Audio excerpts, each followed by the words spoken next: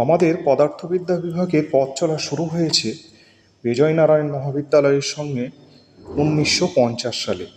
সেই সময় এটি কলিকাতা বিশ্ববিদ্যালয়ের সঙ্গে যুক্ত ছিল। 1960 সালে বর্ধমান বিশ্ববিদ্যালয়ের পথ চলা শুরু হলে যুক্ত হয় বর্ধমান বিশ্ববিদ্যালয়ের সঙ্গে। পদার্থবিদ্যা বিভাগে সাম্মানিক ও সাধারণ বিভাগে পাঠদান শুরু হয় সেই জন্মলগ্ন থেকে। বর্তমানে এই বিভাগে আছেন 4 জন সহকারী অধ্যাপক ও 1 জন সহযোগী অধ্যাপক। আছে একজন ল্যাব অ্যাটেন্ডেন্ট।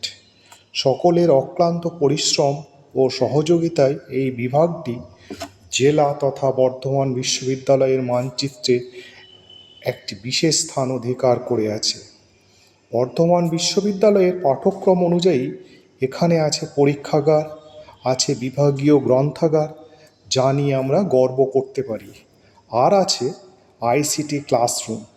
পড়াশোনার পাশাপাশি ছাত্রদের জন্য বিভিন্ন রকম সেমিনার, ওয়ার্কশপ, মডেল এবং নানাবিধ কার্যকলাপ নিয়মিতভাবে আয়োজন করা হয়ে থাকে।